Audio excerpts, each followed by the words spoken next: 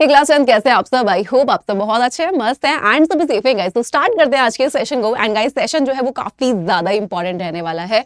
Important क्यों रहने वाला है? क्योंकि फरवरी शुरू हो गया है और फरवरी में स्टार्ट होने जा रहे हैं बच्चों के बोर्ड एग्जाम। यूपी बोर्ड है, बिहार बोर्ड है, फरवरी से ही शुरू है। इसके अलावा अगर हम बात करें बाकी एमपी राजस्थान वाले बच्चों के भी एग्जाम जल्दी शुरू हो जाएंगे। तो यहाँ पे सबसे पहली चीज जो आपको ध्यान रखनी है कि देखो, बोर्ड एग्जाम में टॉप करना मैं कहती हूँ कि कोई बड़ी बात नहीं है, लेकिन छोटी बात भी नहीं है। बच्चा पूरे साल पढ़ता है एंड पूरे साल पढ़ने के बाद बच्चा ये उम्मीद करता है कि मैं टॉपर बन के निकलूं। लेकिन टॉपर बनना इतना आसान होता तो शायद हर बच्चा टॉपर होता। टॉपर बनने के लिए जरूरत होती है आपको मेहनत की, सही प्लानिंग की, सही स्ट्रैटेजी को फॉलो करने की। तो आज के सेशन में हम लोग यही जानने वाले हैं कि आखिर किस स्ट्रैटेजी को आपको इस महीने में फॉलो करना है, क्योंकि आपके हैं बोर्ड एग्जाम और आप अपना बोर्ड एग्जाम को बहुत अच्छे से देकर आ पाए ताकि आप टॉपर बन सके। तो चलिए जानते हैं। यहाँ पे सबसे पहली चीज एक एक सब्जेक्ट पे बात करेंगे, ठीक है। देखो यहाँ पे हम बात करते हैं सबसे पहले किसके बारे में? मैथ्स के बारे में। देखो दो तरीके से होते हैं। कुछ बच्चे ऐसे होते हैं जिनका मैथ्स बहुत ज्यादा स्ट्रांग है, कुछ ऐसे होते हैं जिनका मैथ्स बहुत ज्यादा वीक होता है। जैसे मैं जब क्लास 10th में थी मुझे मैथ्स बिल्कुल पसंद नहीं था, मुझे अभी भी पसंद नहीं है मैथ्स, लेकिन हमें 10th में पढ़ना पड़ता है। क्यों? क्योंकि भाई हमारे मेन सब्जेक्ट में आ जाता है। तो जितने बच्चे ऐसे हैं जिनका मैथ्स बहुत ज्यादा स्ट्रांग है, बहुत अच्छी बात है, लेकिन जिनका मैथ्स वीक है तो बेटा जी आपको यहाँ पे सिर्फ और सिर्फ प्रैक्टिस करनी है। और अगर मैथ्स बहुत ही ज्यादा वीक है तो प्लीज अपने टीचर से पूछो ऐसे कौन से क्वेश्चन हैं जो आपको बोर्ड एग्जाम में जब आप करके आओगे यानी कि आपको मिल सकते हैं, और अगर आप उनको करके आ जाओगे तो आपको अच्छे मार्क्स मिल जाएं। तो वहां पे उन क्वेश्चन के प्रैक्टिस प्लीज अच्छे से करो, ठीक है। नेक्स्ट बात कर लेते हैं सोशल साइंस की। तो सोशल साइंस में बच्चों को प्रॉब्लम आती है याद करने में, क्योंकि भाई सिलेबस बहुत ज्यादा है, क्वेश्चन आंसर बहुत ज्यादा है। तो यहाँ पे जितने भी इंपॉर्टेंट क्वेश्चन हैं प्लीज उन्हीं के अपने आंसर को याद रखो एंड देखो कि आखिर कौन से क्वेश्चन है जो बोर्ड एग्जाम में बार बार आए हैं, तो उनको गलती से छोड़ के मत जाओ। बात करते हैं साइंस की। तो साइंस में फिजिक्स, केमिस्ट्री एंड बायोलॉजी आ जाता है। एंड यहाँ पर बेटा जी तीनों में ही कुछ ऐसे क्वेश्चंस होते हैं जो आपको मिलने ही मिलने हैं बोर्ड एग्जाम में, तो वो लिस्ट मैं आपको प्रोवाइड कर दूंगी यहाँ पे। इंग्लिश में अगर हम बात कर लेते हैं लिटरेचर की, तो प्लीज जितने भी जो आपके क्वेश्चन आंसर है वहां पे भी ऐसा होता है कि कुछ बहुत ज्यादा इंपॉर्टेंट होते हैं, तो प्लीज उनको छोड़ के मत जाना, ठीक है। एंड ग्रामर तो स्ट्रॉन्ग रखनी ही रखनी है। नेक्स्ट हिंदी का भी बेटा जी मैं आपको PDF प्रोवाइड कर दूंगी, जहां पे मैं आपको ग्रामर के सारे टॉपिक्स बढ़ा दूंगी एंड बता दूंगी कि आखिर कहाँ पे क्या चीज बहुत ज्यादा इंपॉर्टेंट है एंड आपको मिलेगी बोर्ड एग्जाम में, ठीक है। तो यहां पे अगर हम देखें कि क्या क्या चीजें कवर करनी थी, क्या हमने वो सारी चीजें कर ली हैं बोर्ड एग्जाम में अच्छे मार्क्स को लेने के लिए। सबसे पहली चीज one shot revision.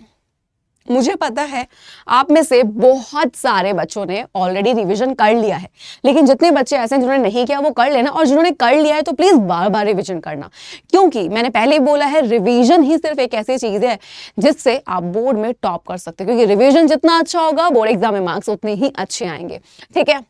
One shot revision की बात करते हैं यहाँ पे।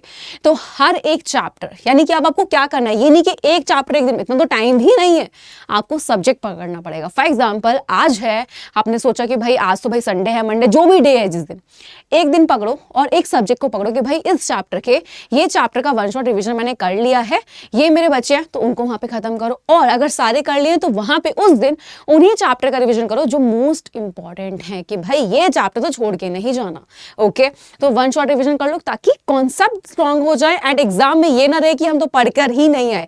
बाय चांस कोई क्वेश्चन ऐसा मिल जाए आपको तो वहां पे आप कर तो सकोगे, एटलीस्ट छोड़कर तो नहीं आओगे, कुछ तो मार्क्स मिलेंगे। और याद रखना बोर्ड एग्जाम में खेल होता है, स्पेशली यूपी बोर्ड की बात करते हैं तो वहां पे अलग अलग कोड का पेपर आता है। एक कोड का पेपर ऐसा मिल जाएगा आपको जहां पे सब चीज इंपॉर्टेंट होंगी, बहुत ईजी पेपर होगा, और एक पेपर ऐसा होता है एक कोड का जिसमें कुछ एक क्वेश्चन ऐसा नहीं है जो इंपॉर्टेंट हुआ हो बोर्ड के लिए, और इतना टफ होता है तो बच्चे डर जाते हैं वहां पे, ठीक है। तो डरना नहीं है, इसलिए बोल रही हूँ सारी चीजें पढ़ के जाना, क्योंकि आपको भी नहीं पता कि आपके पास कौन से कोड का पेपर आ जाए।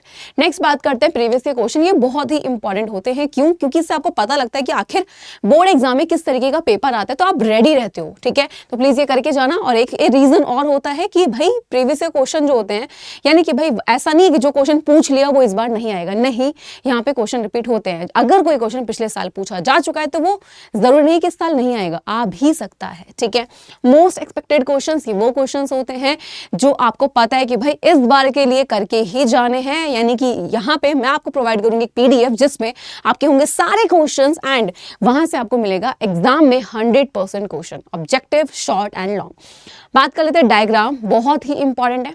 तो जहां पर भी डायग्राम बहुत ज्यादा इंपॉर्टेंट है तो प्लीज उसकी प्रैक्टिस कर लेना, चाहे बायोलॉजी है, चाहे केमिस्ट्री है या फिर है फिजिक्स। तो डायग्राम प्रैक्टिस बहुत ही ज्यादा इंपॉर्टेंट है। एंड लास्ट न्यूमेरिकल्स, फिजिक्स में आपको बता देती हूँ ऑब्जेक्टिव क्वेश्चन से लेके शॉर्ट लॉन्ग सभी में न्यूमेरिकल आते ही आते हैं, तो प्लीज न्यूमेरिकल को करके जाना, वरना फिजिक्स वाला पार्ट तुम्हारा बहुत ज्यादा वीक रह जाएगा, जिससे साइंस में नंबर रह जाएंगे तुम्हारे कम। तो अगर नहीं चाहते हो तो जितने भी न्यूमेरिकल इंपॉर्टेंट हैं जो बोर्ड एग्जाम में बार बार आते हैं एंड आपको पता है कि भाई तो 100% आने तो प्लीज उनको गलती से छोड़ के मत जाना, ठीक है। अब यहाँ पे बहुत ही प्यारी स्ट्रेटेजी एंड बहुत ही जरूरी जो मैं आपको बताने वाली हूँ वो है माइंड मैप। यहाँ पे हर एक सब्जेक्ट में अगर हम बात करें, हमारे जितने भी टॉपिक है, हम ये चाहते हैं इस टाइम पे कि भाई अच्छा चलो हम पूरा डिटेल में नहीं पढ़ पा रहे हैं या पढ़ भी लिया है तो भाई इसको याद कैसे रखें, अपने दिमाग में बिठाएं कैसे कि बोर्ड में भूले ना। तो यहाँ पे माइंड मैप बहुत ज़्यादा ज़रूरी है, ठीक है।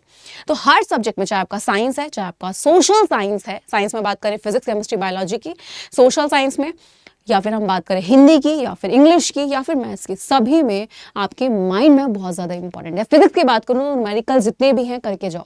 केमिस्ट्री में भी आपको कुछ ना कुछ जितने भी कॉन्सेप्ट होते हैं उनको याद रखने की एक ट्रिक होती है। बायोलॉजी में लॉन्ग क्वेश्चंस होते हैं, कैसे याद रखें, तो ईजी फ्लो चार्ट के जरिए आप उनको याद रख सकते हो। एंड यहाँ पे मैं आपको साइंस के सारे जितने भी जो माइंड मैप है वो प्रोवाइड कर दूंगी, तो टेंशन फ्री रहना। सोशल साइंस में भी ऐसे होता है कि भाई इतने सारे लॉन्ग क्वेश्चन है, इतने सारे कॉन्सेप्ट है, कैसे याद रखें। तो भाई एक फ्लो चार्ट होता है। फ्लो चार्ट क्या होता है कि भाई 5-6 पेज का आंसर है, आपने एक पेज पे अपना एक चार्ट सा बनाया, ठीक है, जिससे आपको वो याद रह सके। तो बस उसके जरिए आप अपने एग्जाम में अपने आंसर को पूरे तरीके से लिखकर आ सकते हो, ठीक है। हिंदी में भी होता है वो मैं बता दूंगी एंड इंग्लिश में भी होता है। तो प्लीज गाइस माइंड मैप को जरूर करके जाओ। ये है इस टाइम पे बिल्कुल लास्ट स्ट्रेटेजी जो आपको चीजों को याद रखने में करेगी हेल्प, ठीक है। तो प्लीज गलती से छोड़ के नहीं जाना है।